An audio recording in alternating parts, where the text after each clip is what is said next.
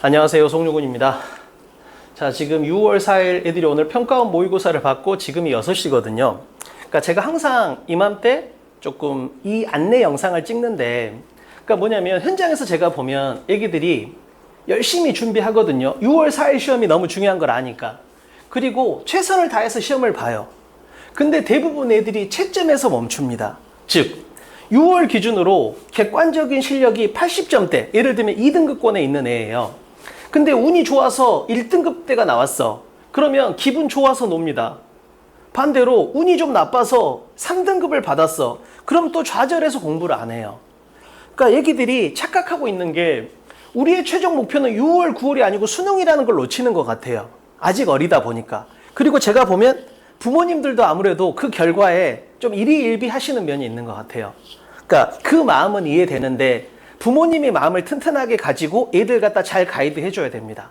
그래서 우리의 목표는 수능이잖아요. 6월 4일 날 시험 잘 보는, 제가 재종반에서 상담을 해보면 6월, 9월 잘 보는 애들 엄청 많아요.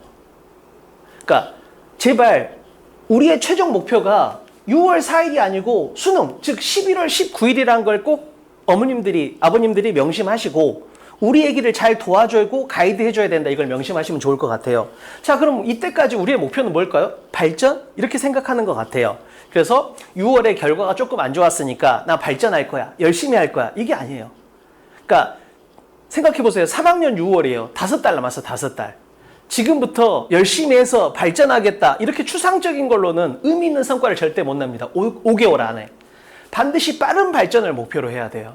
그러니까 경쟁에서 발전은 의미가 없어요. 반드시 빠른 발전이 있어야 됩니다.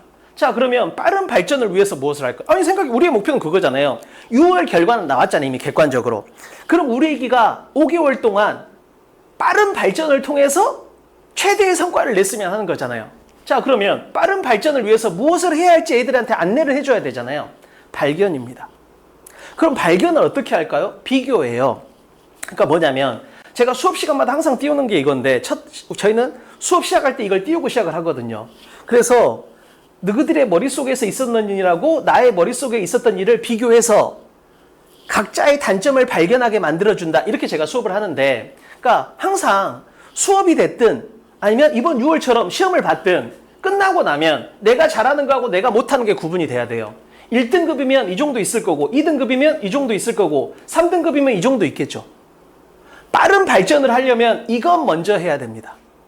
이거 먼저 하고 시간이 남을 때 이걸 하는 거죠. 그래야 다른 과목과의 밸런스도 맞아지는 거죠. 국어, 수학 공부도 많이 해야 되잖아요. 근데 이것까지 손대고 있으면 그걸 할 시간이 없어지는 거예요. 근데 애들은 그냥 이걸 동시에 해요. 왜? 이 두 개를 구분을 못 해요. 즉, 이걸 발견을 못 하는 거죠. 자, 그래서 개인별 약점을 발견하고 효과적으로 학습하면 단기간에 점수가 올라갑니다. 그럴 수밖에 없어요. 지금 5개월 남았어요. 명심해야 됩니다. 발전이 아니고 빠른 발전. 점수 상승이 아니고 단기간 상승이 필요합니다. 그럼 제가 이렇게 홈페이지나 아니면 학원 카페 이런 데 올라가 보면 단기간 점수 상승 이런 애들 있잖아요. 제가 이런 애들 사례를 보면 얘들이 제가 상담했던 결과들을 보면 열심히 한 게 아니에요. 무엇을 어떻게 할지를 알고 열심히 한 거죠. 그러니까 학생의 노력이 중요한 게 아니고 무엇을 어떻게 할 건지에 대해서 그게 정해진 다음에 노력이 있어야 됩니다. 안 그러면 발전이 너무 느려요. 그러면 슬럼프가 오게 된다고. 경쟁에서. 느린 발전은 경쟁에서는 점수의 하락이 되는 거예요. 그래서 우리의 목표는 발전이 아니고 빠른 발전. 빠른 발전이라는 건 결국 나의 약점을 발견하는 거. 나의 약점을 발견하고 이거 먼저 하는 겁니다. 자, 그래서 정확하게 분석하고 나의 약점은 무엇이고 어떻게 해야 되는지를 알려준 다음에 열심히 해야 된다는 거. 이걸 갖다 꼭 좀 어른들이 옆에서 도와주면 좋을 것 같아요. 근데 이게 영어에서 1, 2등급을 받으면 수능 최저 충족이 엄청 수월해지잖아요. 그러니까 우리가 내신이 좋으면 학생부를 쓸 거고 내신이 안 좋으면 이 6장을 버릴 수는 없으니까 논술에다도 쓰게 됩니다. 그죠? 정시로도 논술 6장은 쓰게 돼요. 그러면 수시 6장을 갖다 쓸 때 우리 애기의 수시 경쟁력이 이 정도야, 객관적으로. 뭐 내신이 조금 약해. 논술이 조금 실력이 부족해. 자, 수시 합격 가능성이 이 정도인데 이런 애들이 만약에 수능, 국영수 탑 4과목 중에서 2과목을 1, 2등급을 받으면 경쟁력이 올라갑니다. 이만했던 경쟁력이 이만해지는 거죠. 만약에 2과목이 아니고 3과목의 경쟁력이 생기면 더 올라가는 거죠. 그러니까 예를 들어서 만약에 3합 6이야. 그러면 우리 애기가 영어가 1등급이 나온다면 2하 5가 돼버리잖아요. 이건 되게 어렵지만 이건 어렵지 않은 목표가 되니까요. 그래서 영어 1등급이 있으면 엄청 편하다는 거. 근데 왜 영어를 우선적으로 활용해야 되는지를 갖다 조금만 제가 설명을 드리면, 그러니까 국수탐은 상대평가잖아요. 영어는 얘들에 비해서 등급 받기가 훨씬 쉽고 그 다음에 안정적이에요. 하락이 없습니다. 한번 올라가 놓으면. 그러니까 쉽고 안정적으로 등급을 받을 수 있는 게 영어예요. 왜? 절대평가니까. 자, 그래서 국수탐은 1등급이 4%, 2등급이 7%, 1, 2등급 합쳐도 11%까지가 맥스인데, 영어 같은 경우는 좀 그 난이도의 오르락 내리락은 있지만 평균을 내보면 그래도 상대평가 과목에 비하면 거의 2배가 돼버립니다. 1, 2등급 받을 수 있는 가능성이. 그래서 등락은 있지만 평균으로 따져봤을 때 상대평가보다는 등급 받기가 거의 2배 이상 편하다. 게다가 진짜 중요한 게 뭐예요? 사실은 재수생의 위력이거든요. 국수탐이 점수가 3월달보다 수능 때 떨어지는 확률이 거의 90%잖아요. 그게 다 재수생 때문이잖아요. 근데 영어는 재수생 영향을 받지가 않는다는 거죠. 나만 잘하면 되니까. 그래서 확실하고 안정적인 등급 받을 수 있는 과목을 한 개 가지면 수능 최저 맞추기가 편해지고, 근데 영어는 그걸 하기가 굉장히 유리하다. 왜? 절대평가고 재수생 영향을 안 받으니까. 이렇게 잡으면 좋을 것 같습니다. 자, 두 가지를 간단히 안내 드리면, 우선 6월 시험지 분석 상담 관련해서는 학원으로 전화로 신청을 하십니다. 그래서 학생과 학부모님의 연락처를 남겨주시면 저희가 구글 폼을 발송을 해드릴 거예요. 그래서 예를 들면 학부모님 톡방을 만든 다음에 구글 폼을 보내드리면 저희가 꼼꼼하고 자세한 상담을 해주기 위해서 기초적인 내용이 좀 있어야 되거든요. 그리고 시간을 갖다 지정해 드릴 거예요. 그걸 위해서 구글 폼을 발송해 드릴 테니까 저희들하고 정보 공유하고 시간 지정을 갖다 하게 됩니다. 그래서 현재 나의 약점은 무엇인지 아까 말했던 것처럼 발견을 해드립니다. 다시 한번 정말 말씀드리지만 6월 모의고사의 성공은 발견이에요.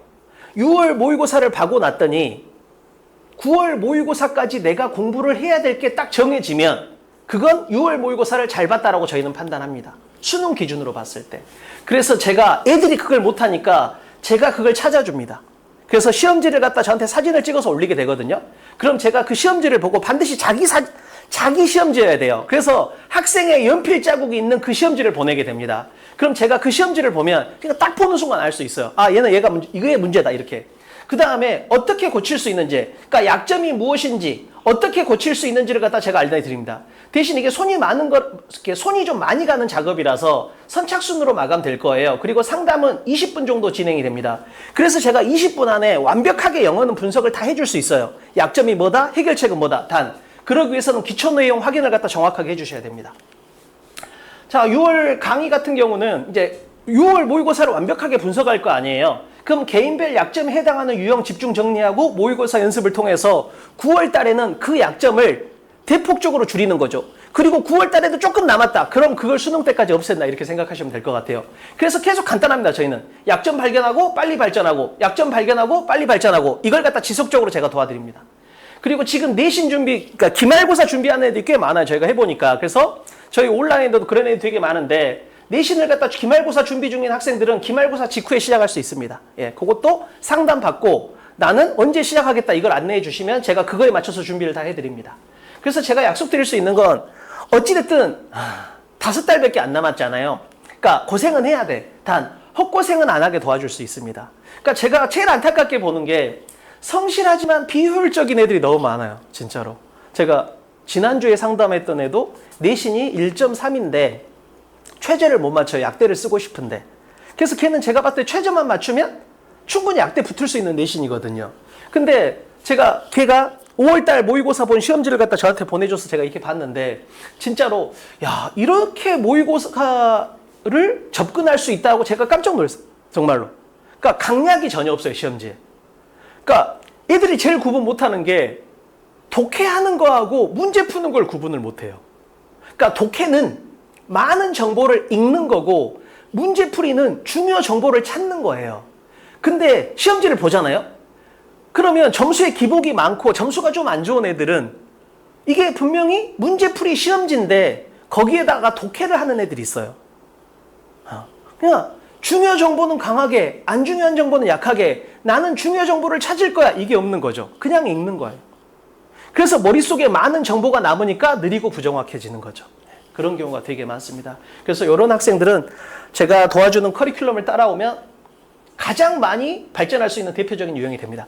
지금 제가 말씀드렸던 건 아무래도 이제 총론적인 거고, 구체적인 건 제가 개인 상담하면서 정말로 딱 시험지 하나만 가지고 우리 애기가 5개월 동안 무엇을 해야 되는지, 어떻게 해야 되는지를 제가 정확하게 분석해 드리겠습니다. 감사합니다.